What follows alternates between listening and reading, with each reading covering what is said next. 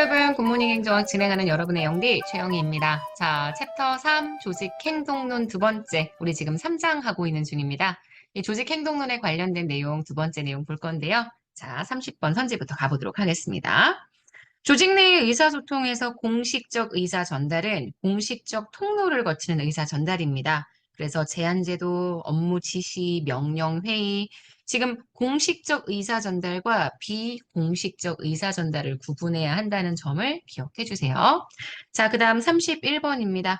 홉스테드의 조직 문화 중에 권력 거리. 요게 사회 내의 권력 배분 정도를 보여주는 지표죠. 일반적으로 권력 거리가 강하다라면 사회 내에서 발생하고 있는 불합리한 권력들, 그죠? 비대칭적인 권력들, 이런 것들에 기반을 한 권력자의 결정을 우리가 큰 비판 없이 수용한다고 볼 수가 있기 때문에 보통 권위주의적 정권에서 권력거리가 강하고요. 상대적으로 민주주의적 정권에서 권력거리가 약할 거라고 제가 얘기를 했었어요. 자, 그래서 지금 조직 문화에 대한 얘기, 의사 전달에 대한 이야기 간단하게 정리했고요. 자, 그 밑에 리더십부터 한번 들어가 볼게요. 리더십은 바람직한 목표를 달성하기 위해 조직 내 리더가 조직 내 개인과 집단을 유도하고 조정하는 기술 내지는 영향력, 뭐 이런 문장 외우는 건 별로 중요하지 않습니다. 리더의 능력, 이게 리더십인데 리더십 이론의 제일 첫 번째는 자질론이죠. 특성 혹은 자질, 하나의 이유를 중심으로 설명하는 1차원적 리더십 이론이고요. 연구가 오래 진행되지 않습니다. 그 다음 리더의 행태를 관찰하죠. 그래서 아이오와 대학과 미시간 대학, 오하이오 대학에서 각각의 연구들이 진행이 됐었고 아이오와 대학 연구는 아시겠지만 우리 민주형, 그 다음 방임형, 지시형 뭐 이렇게 해서 리더의 형태들을 설명을 했는데 민주적인 리더가 가장 효율적이라고 설명을 했습니다. 이 아이오와 대학의 연구를 토대로 오하이오 연구가 나타나게 되고요. 부하에 대해서 우호적이고 개방적인 배려, 지시적이고 성과를 독려하는 구조 설정, 두 가지의 측면으로 리더의 유형을 구분했죠. 그래서 제가 미시간 대학이나 오하이오 대학 같은 경우에는 둘 다 리더의 행태를 부하냐 아니면 그러니까 인간 중심이냐 과업 중심이냐 이렇게 나눈다라고 설명을 드렸습니다. 자, 그 다음 블레이크 머튼의 관리 그리드 모형이 행태주의에선 가장 중요한 모델이죠. 현재 리더의 행태를 확인해서 단합형 리더가 99예요. 기억하시죠? 우리 요거는 네, 친밀 인간 중심도 굉장히 크고 그 다음 과업 중심도 굉장히 높고 두 개 다 강조하는 리더를 우리가 팀형, 단합형이라고 이야기하는데 그런 단합형 리더가 되도록 훈련하는 개발 기법으로 조직 발전, OD라는 조직 관리론에서 사용할 수 있습니다.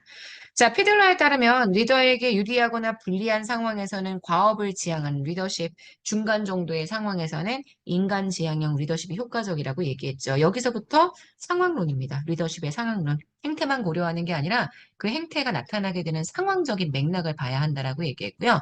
피들러는 7급에서도 계속 단독 기출이 나오는 영역이기 때문에 꼭 기억해 주셔야 합니다. 그래서 피들러의 리더십의 형태가 현재 과업 지향이냐, 인간 지향이냐, 그리고 지금 보시는 이 피들러의 우리가 이야기하는 일반적인 상황 변수에 해당하는 게 리더와 부하 사이의 관계, 직위, 권력, 리직화, 과업 구조 이렇게 된다고 얘기했었죠.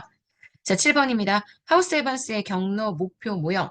리더의 행태가 이 두 가지의 변수 얘기합니다. 부하의 만족도, 실적에 어떻게 영향을 주는지, 이걸 매개 변수, 그 다음 상황 변수로 설명하게 된다라고 이야기해 주면 되겠죠. 그래서 이 6번도 마찬가지, 7번도 마찬가지 상황 변수가 무엇인지 꼭 기억해 주셔야 합니다. 8번, 커와 점유어의 리더십 대체물, 중화물 접근법. 대체물은 리더를 대체할 수 있는 것. 그래서 리더가 없어도 조직이 잘 돌아갈 수 있게 만들어주는 거고요. 상대적으로 중화물은 리더십의 중요성을 감소시키는 요인이죠. 그래서 여기 들어가야 되는 내용은 중화물에 관련된 내용입니다. 허쉬와 블렌차드는 부하의 성숙도에 따라 리더십의 행태도 지, 설, 참, 위, 지시, 설득, 참여, 위임 이렇게 네 가지로 변화해야 된다라고 얘기를 했고요.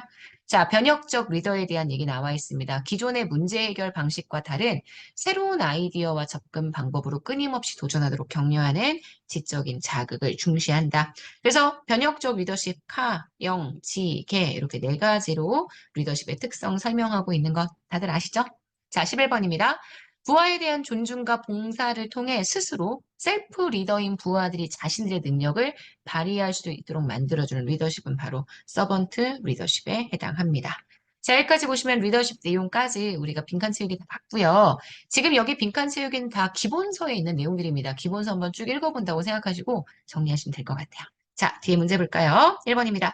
리더십에 대한 설명으로 옳지 않은 것. 특성론 리더의 지적인 능력도 중시합니다. 리더에게 나타나는 특이한 특성을 찾으려고 하기 때문에 지적 능력 중시하고요. 행태로는 지적 능력과 같은 눈에 보이지 않는 요소들이 아니라 실제로 밖으로 보여지는 행동, 요걸 중심으로 두죠.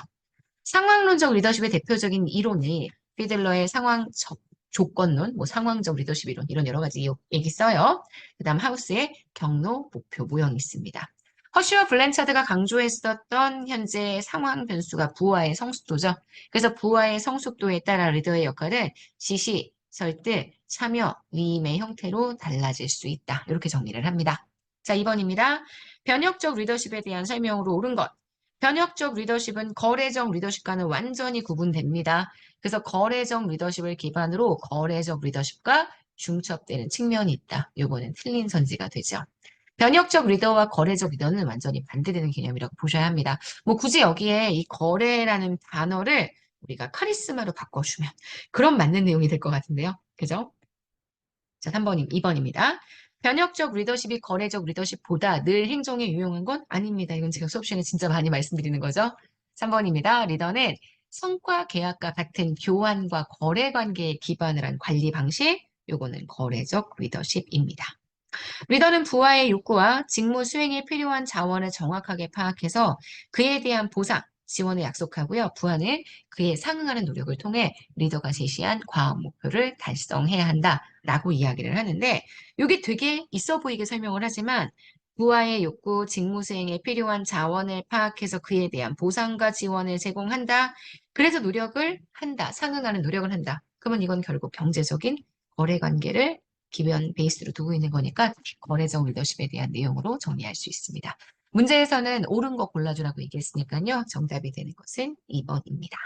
자, 여기까지 보시면 리더십 내용까지 쭉 정리를 했어요. 자, 3장은 이제 챕터 하나, 조직 관리론만 남겨놓고 있습니다. 3장 잘 복습하시고 외워야 될 것들은 지금부터 이제 조금씩 외워주시기 시작해야 돼요. 그래야 3월달에 당황해 하시지 않습니다.